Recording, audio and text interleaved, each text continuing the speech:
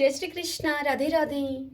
आज हम सब सुन रहे हैं अधिक मास महात्म्य के अध्याय 18 की पावन कथा।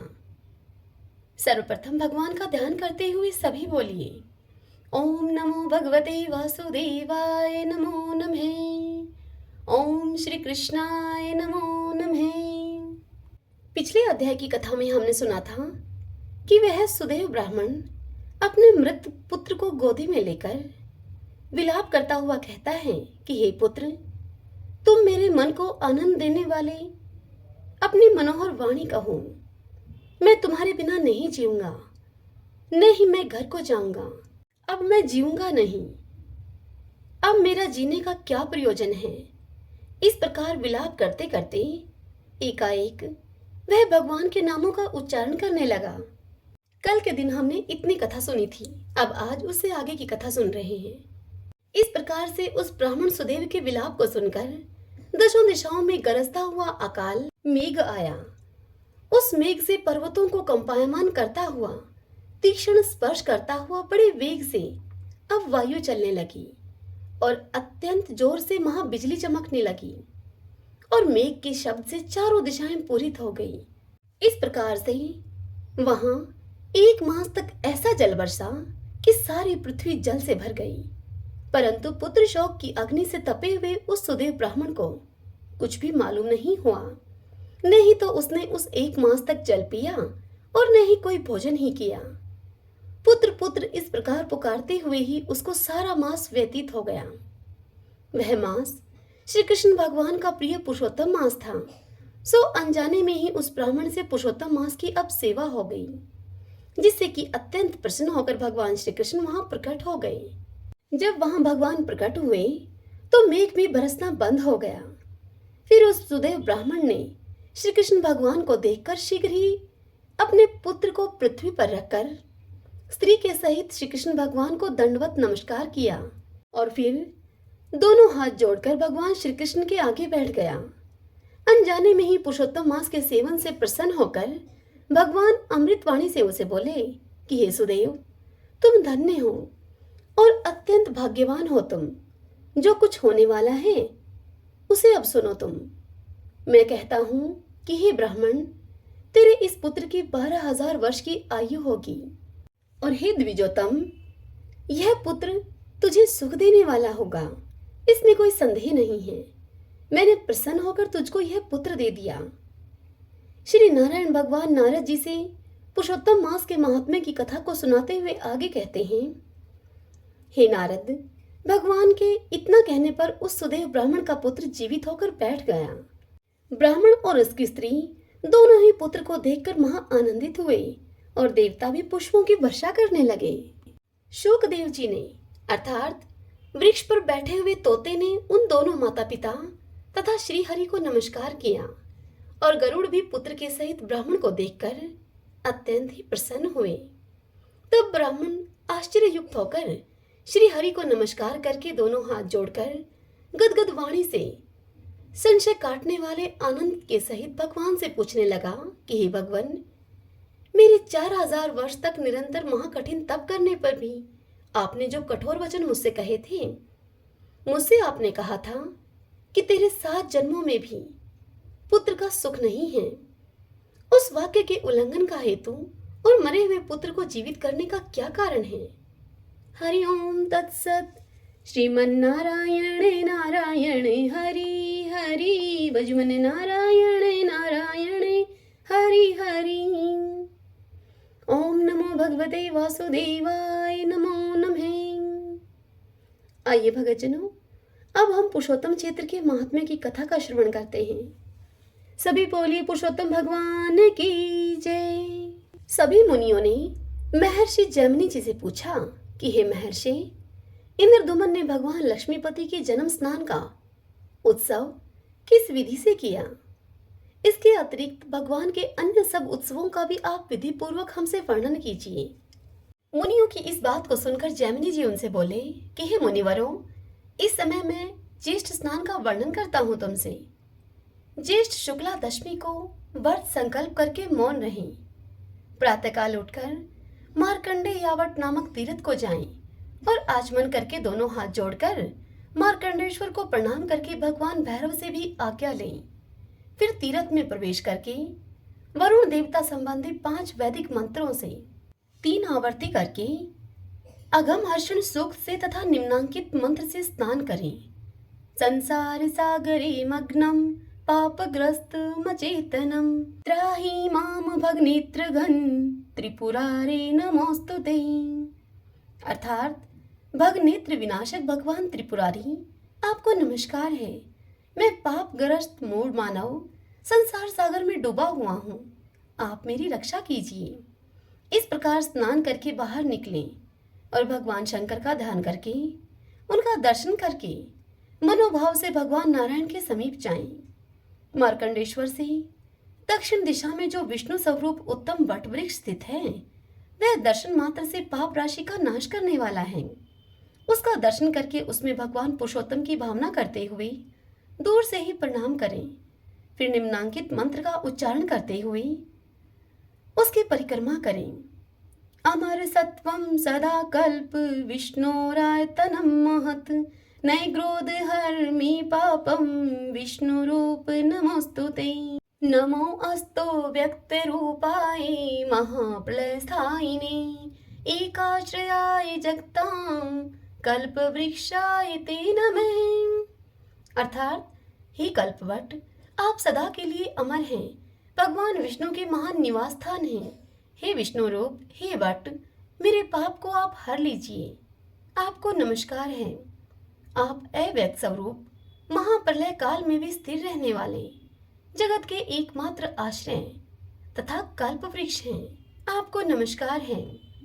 इस प्रकार स्तुति करके मनुष्य उस वृक्ष के नीचे भक्ति पूर्वक भगवान विष्णु के नामों का जप करे। इससे वह 100 करोड़ जन्मों के भी पापों से मुक्त हो जाता है। उसकी छाया में चलने मात्र से भी मनुष्य के पाप दूर हो जाते हैं। तत्पश्चात भगवान के वाहन रूप गरुड़ जी को, जो कि भगवान श्री हरि के आगे भक्ति से नतमस्तक होकर हाथ जोड़े खड़े हैं, उनको प्रणाम करें और उसके बाद इस प्रकार से कहें, हे गरुड़, आप छंदोमय जगत के आश्रय भगवान के वाहन रूप वेद त्रय में शरीर वाले यज्ञ रूप और विश्वव्यापी हैं। सदा प्रसन्न रहने वाले आपको मेरा नमस्कार है।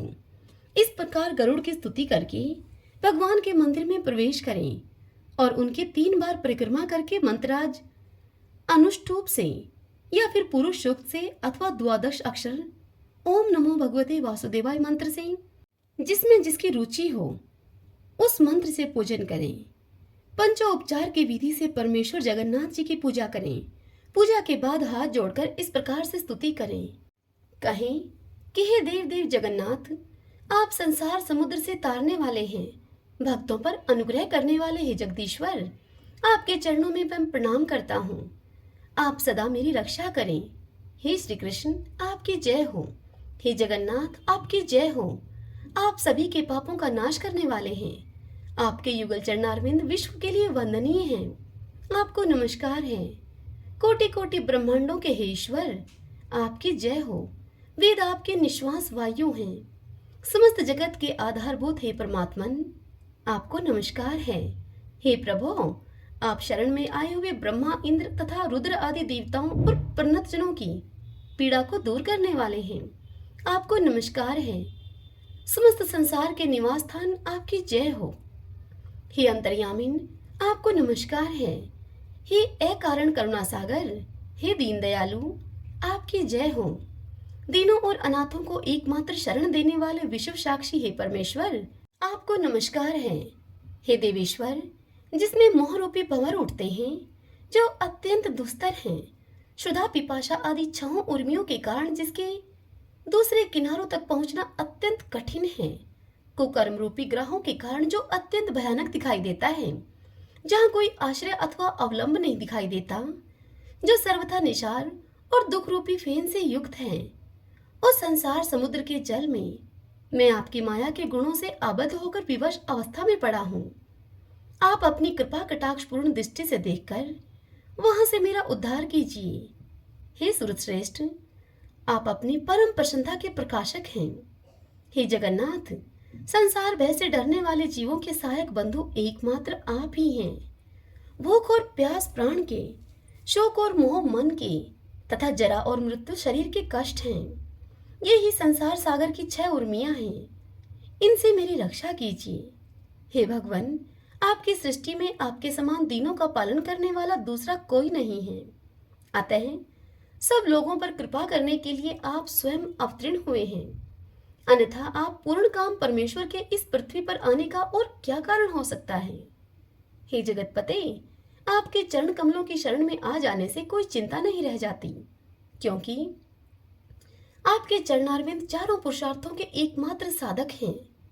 दर्शन मात्र से सबके समस्त मनोवांछित फल को देने वाले हैं। तदंतर शेष संबंधी मंत्र से भगवान बलभद्र जी की पूजा करें। द्वादश अक्षर मंत्र से अथवा आदि में प्रणव लगाकर नाम मंत्र से भी पूजा कर सकते हैं। फिर एकाग्रचित होकर प्रणाम करके स्तुति पाठ के द्वारा उन्हें प्रसन्न करें। सदा सत्पुरुषों को सुख देने वाले सच्चिदानंद स्वरूप बलराम जी, आपकी जय हो। आपकी निर्मल आकृति अविद्यामय पंख से रहित है। आपको नमस्कार है। संपूर्ण जगत का भार धारण करके भी कभी थकित न होने वाले हे बलभद्र, आपकी जय हो। आध्यात्मिक, आदि दैविक और आदि भौतिक तीनों तापों का विकर्षण अर्थात विनाश करने के लिए आप सदा अपने हाथ में हल लिए रहते हैं। शरणागतों और दीनों की रक्षा के लिए आपके नेत्र सदा खुले रहते हैं। हे ईश्वर, आप ही दूसरों के समस्त पापों का नाश करने में समर्थ हैं। निर्मल हे करुणा सागर, हे दीन बंधो, आपको नमस्कार है। आपने अपने फण के अग्रभाग से समस्त चराचर के सहित इस पृथ्वी को धारण कर रखा है। हे प्रभु, जिसके पार जाना कठिन है, उस अपार भवसागर से मेरा आप उद्धार कीजिए। आप पर तथा अपर सबसे श्रेष्ठ हैं। हे परमेश्वर, आपको नमस्कार है। मूषलधारी नागराज बलभद्र की इस प्रकार से स्तुति करके जगत की आदि कारण रूपा कल्याणमय नेत्रों वाली सुभद्रा देवी की पूजा करें। फिर चरणों में प्रणाम करके उन विजया स्वरूपा भगवती को स्तुति के द्वारा इस प्रकार से प्रसन्न करें। कहें कि हे देवी सुभद्रे, आपकी जय हो। संसार से पार उतारने वाली महादेवी, आप प्रसन्न होइए। शरणागतों को सुख देने वाली तथा सबको संतुष्ट करने वाली हे देवी, आपकी जय हो। परमात्मा के सृष्टि, पालन और संहार आदि कर्मों की सिद्धि करने वाली उनकी अनुपम शक्ति एकमात्र आप ही हैं। आप ही सब लोकों की जननी, विष्णु की माया, तपस्विनी तथा भद्र रूपा सुभद्रा हैं। आपको नमस्कार करता हूँ। जगत की मूलभूता सुभद्रा देवी को मैं प्रणाम करता हूँ। इसके बाद समुद्र स्नान के लिए भगवान पुरुषोत्तम की प्रार्थना करें। हे विश्वव्यापी चराचर स्वरूप भगवान विष्णु, आपको नमस्कार है। हे प्रभु, मेरा समुद्र स्नान निर्विघ्न पूर्ण हो। शंख चक्र गदाधारी जगदीश्वर, मुझे स्नान के लिए आप आज्ञा दीजिए। तदंतर भगवान विष्णु का ध्यान करते हुए एकाग्रचित एवं मौन होकर समुद्र के समीप जाएं और तीर्थराज के आत्मा का चिंतन करते हुए हाथ जोड़कर इस मंत्र का उच्चारण करें। सुदर्शन नमस्ते अस्तु कोटि सूर्य संप्रभ अज्ञान तिमिरांधस्य विष्णु मार्गम प्रदर्शय। अर्थात कोटि कोटि सूर्यों के समान प्रकाशमान हे सुदर्शन, आपको नमस्कार है। मैं अज्ञान अंधकार से अंधा हो रहा हूँ, मुझे भगवान विष्णु का मार्ग दिखलाइए। इस प्रकार से सुदर्शन की प्रार्थना करके तीर्थराज समुद्र के जल के समीप पृथ्वी पर घुटने टेक कर भक्ति भाव से प्रणाम करें और कहें, तीर्थराज नमस्तुभ्यं जल रूपाय विष्णवे जीवनाय च जंतूनां परम निर्वाण हेतवे। अर्थात हे तीर्थराज, आप जल रूपी विष्णु हैं, समस्त जंतुओं के जीवन दाता हैं और परम शांति के हेतु हैं। आपको नमस्कार है। यह मंत्र पढ़ते हुए जल के भीतर आप प्रवेश करें। समुद्र के जल में डूबकर मंत्र जप करने का विधान नहीं है। समुद्र में स्नान करके उठें और विधि पूर्वक आचमन करके प्रार्थना करें और कहें, हे जगतपते तीर्थराज, तुम्हें मेरा नमस्कार है। पहले के कोटि सहस्त्र जन्मों में जिस पाप राशि का संचय किया गया है वह सब नष्ट हो जाए। इस प्रकार स्नान करके तट पर आ जाएं और आचमन करके मौन होकर 2 उज्जवल वस्त्र धारण करें। फिर भूदेवी और लक्ष्मी देवी के साथ शंख चक्र गदाधारी चतुर्भुज भगवान नारायण का ध्यान करके उन्हें मानसिक पूजा से संतुष्ट करें। तत्पश्चात बाहर आह्वान करके भी पूजा करें, जिसकी विधि इस प्रकार से है। भगवान के लिए भावना के द्वारा रत्न सिंहासन देकर यह चिंतन करें कि भगवान इस पर विराजमान हैं। फिर उनके दोनों चरणारविंदों में पाद निवेदन करें। वह पाद श्यामाक, कमल, दूर्वा और अपराजिता लता से युक्त हो तथा मूल मंत्र से उसका संस्कार किया गया हो। पाद अर्पण करने के बाद सोने, चांदी, तांबे अथवा शंख के पात्र में जल, चंदन, फूल, यव, दूर्वा, कुशाग्र, फल, सरसों और तिल से विधि पूर्वक अर्घ्य का संस्कार करें। दूर्वा और कुश के आग्र से अर्घ्य करें।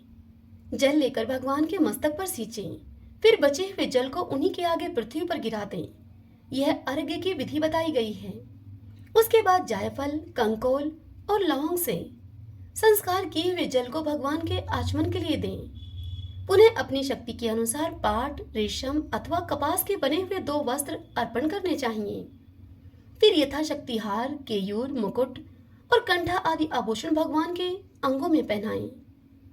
सूत के बने हुए यज्ञोपवीत को गंध एवं चंदन से चर्चित करके अर्पण करें। तत्पश्चात कपूर, चंदन, कस्तूरी और कुमकुम से अनुलेपन करें। चमेली, कमल, चंपा, अशोक, पुनाग, नाग केसर तथा अन्य सुगंधित पुष्पों से बनी हुई माला अथवा माल्य और तुलसी दल की माला पहनावें तथा कुछ खुले फूल भी, यानी कि जो फूल माला से अलग हों, उन फूलों को भगवान के मस्तक पर बखेरें। जो गले से लेकर पैरों तक लंबी हो उसका नाम माला है, और जिसकी लंबाई कंठ से लेकर जंघा तक हो उसे माल्य कहते हैं। जो केशों के मध्य भाग में पहनाया जाए वह गर्भक कहा गया है। उसके बाद मस्तक पर पुष्पांजलि बखेरनी चाहिए। पुष्पांजलि के पश्चात गूगल, अगरू, खस, शक्कर, घी, मधु और चंदन के द्वारा सुगंधित धूप तैयार करके उसके बाद गाय के घी से सुंदर दीपक जला दें अथवा कपूर युक्त बत्ती के साथ तिल के तेल से दीपक जलाकर दें।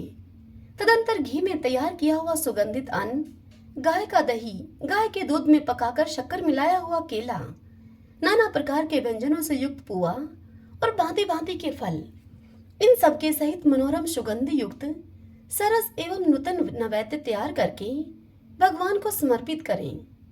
धूप, दीप, नैवेद्य, स्नान, अर्घ्य के मधुपर्क, वस्त्र तथा यज्ञोपवीत, इनमें से प्रत्येक के अर्पण करने पर भगवान को आचमन कराएं।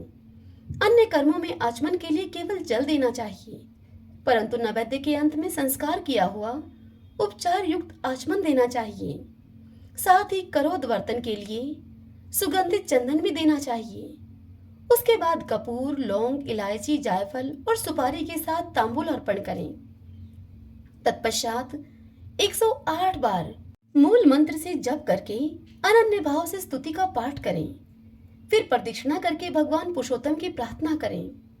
समस्त तीर्थों के प्रवर्तक देवादिदेव हे जगन्नाथ, आप सर्व तीर्थमय तथा सर्व देवमय हैं।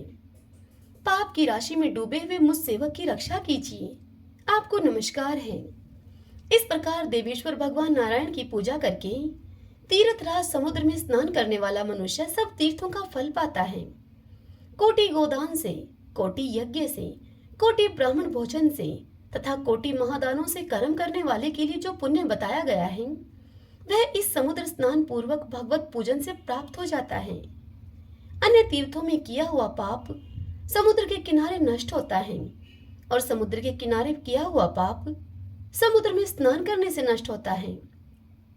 ब्रह्म हत्यारा, शराबी, गौघाती आदि 5 प्रकार के महापात की मनुष्य भी समुद्र स्नान करने से निसंदेह उन पापों का प्रायश्चित कर लेते हैं। जो मनुष्य अपने जन्म, जीवन और शास्त्र अध्ययन को सफल बनाना चाहे वह समुद्र तट पर आकर देवताओं और पितरों का तर्पण अवश्य करे। कृच्छ और चंद्रायण आदि तप सुलभ हैं। बहुत दक्षिणा वाले अग्निष्ठोम यज्ञ आदि भी सुलभ हैं, परंतु सिंधु के जल से पितरों का तर्पण अत्यंत दुर्लभ है। स्नान के आदि और अंत में जगन्नाथ जी का पूजन और बीच में तीर्थराज के जल से स्नान करके मनुष्य मोक्ष का भागी होता है। तदंतर शुद्ध चित्त वाला मनुष्य श्री कृष्ण, बलभद्र और सुभद्रा को नमस्कार करके उनके स्वरूप का चिंतन करे। हरि ओम तत्सत। श्रीमन्नारायण नारायण हरि हरि, भजमन नारायण नारायण हरि हरि। श्री कृष्ण गोविंद हरे मुरारी, हे नाथ नारायण वासुदेव।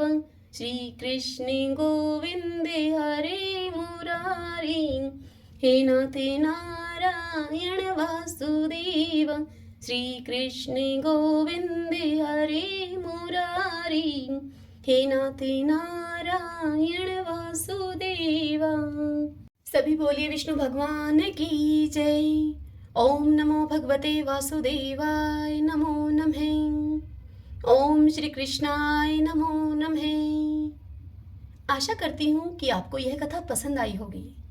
यदि ऐसा हो तो इस वीडियो को लाइक करें और अपने अपनों के साथ इस कथा की लिंक को शेयर करें। हरे कृष्णा।